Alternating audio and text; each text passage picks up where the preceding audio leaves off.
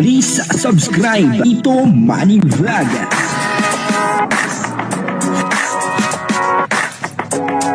Payagan po si Tito Manny Vlog na mag-reactor para pambiling gamot sa kanya pong karamdaman. Ito po pala ang babaeng mahal na mahal ni Kalingap Edu, at may pag-aamin kay Kalingap Edu, sabi niya ay talagang napakahalaga ng babaeng ito sa kanya. Papanoorin po natin yung video, alamin po natin kung sino po itong babae na tinutukoy ko. At talagang dito ay masasabi natin na ito talaga ang babaeng pinakamamahal ni Kalingap Edu. Pero bago po yan, siyempre ako muna po bumabati sa inyong lahat ng magandang umaga, magandang tanghali at magandang gabi sa inyong lahat mga kapatid. Saan man kayo ng panig ng mundo naroon ngayon, ay mag-iingat kayo palagi at pagpalain kayo ng ating Panginoon. Maraming salamat din po sa patuloy na tumatangkilik sa aking YouTube channel at nanonood sa aking video reaction. Patuloy lang po natin suportahan sila Kuya Bal Santos Matubang, Kalingap Rob, Ate The Vlog, Jack Tapia at yung mga kasama ko pong reactor sa Kalingap. Ganun din po yung mga charity vlogger na Kalingap partner. Ito po yung video na kung saan ay ito daw po ang pinakamahalagang babae. Siyempre pinakamahal na babae ni Kalingap Edu. Papanoorin po natin yung video at ang kabuuan po ng video ito ay mapapanood po natin sa YouTube channel ni Kalingap Rob. Portahan po natin Kalingap Rob. Ito po yung video, panoorin po natin. Imimit daw sa Eds, samahan natin sa Eds. May imimit sa Eds dito. Naku po. Eds, sinong imimit mo? Babae, lalaki? Babae. Uy! Babae ang imimit ni Eds. Pambihira yan, Okay, dito na tayo. Dito na yung imimit ni Eds. Eds, dali ka na yung mo, Eds. Eds, dito na. Eds, dito yung imimit mo. Dito na.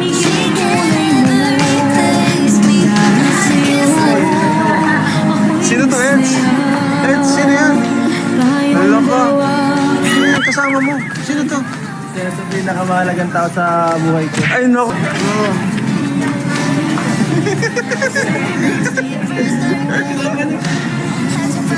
Minute na Edu. Kakilala na tayo.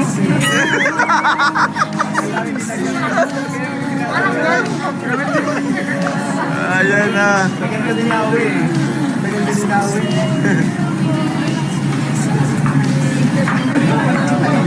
Masasabi mo sa totoong Joanets? Legit?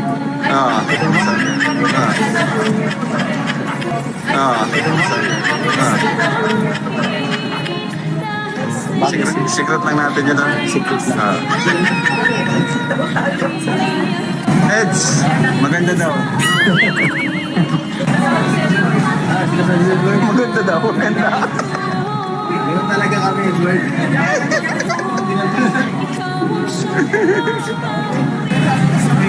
Ano sabi mo kay Edu? Congrats. Ano? Ano? Congrats.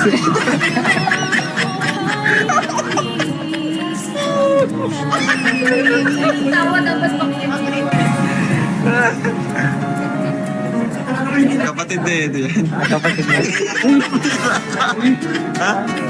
Kapatid na Edu yan. Akala niya, totoong jowa. Oh no! Niloko. Akala niya. Kapatid na Edu, si Mika. Pisa namin. Na-trip ka talaga, Edward.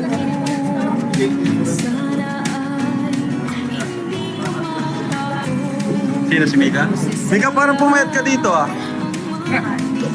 Pumayat si Mika. Wala na makain, hindi ka pinapadala ni kuya mo? Mga kalingap, si Mika po yan. Baka isipin ng iba ha.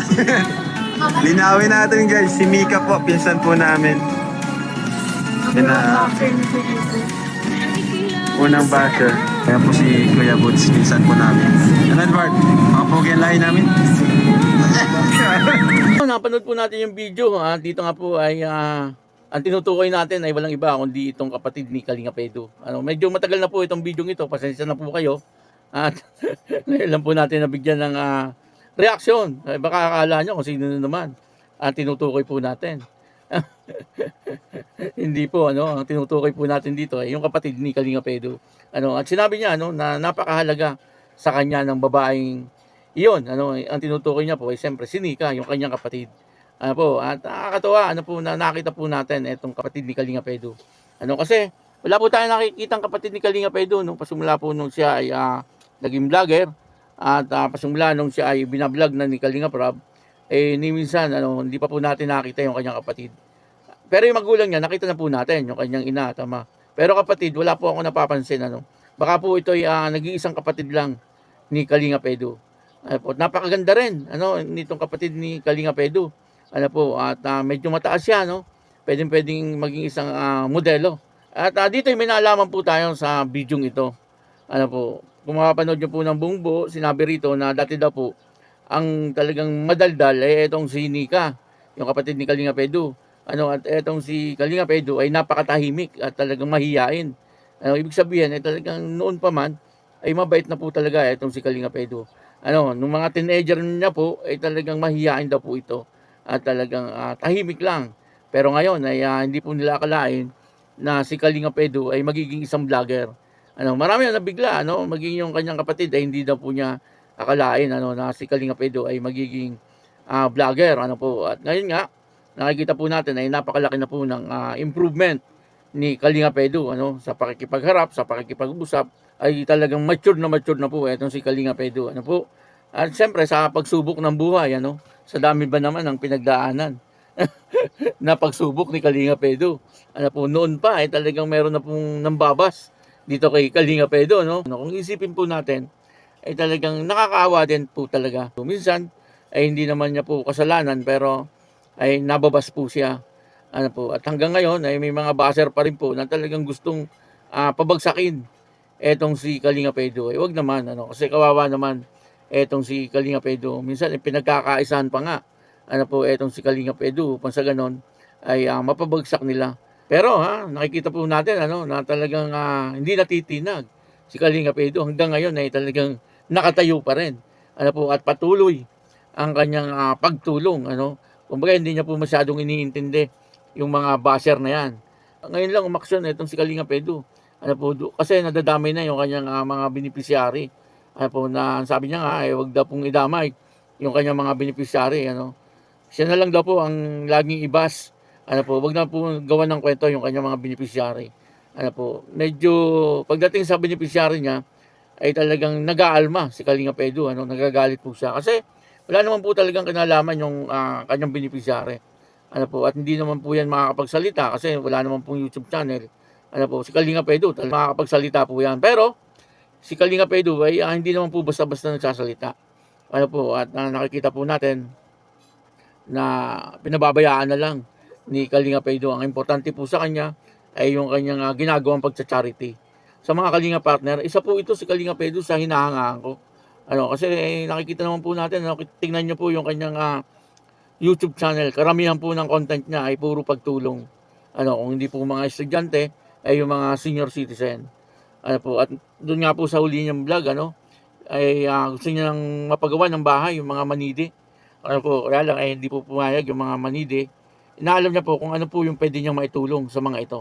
Napakaganda ng adhikain ni Kalinga Pedro. Tataka nga po ako dun sa iba Bakit po nila binabas si Kalinga Pedro? Kitang-kita naman po natin na napakabait ni Kalinga Pedro. At talagang sa tingin ko naman ay talagang wala naman pong ginagawang masama etong si Kalinga Pedro. Maraming salamat po sa inyo lahat. At ako po si Tito Manny Vlog na nagsasabing God bless you all. Diyos mapelos.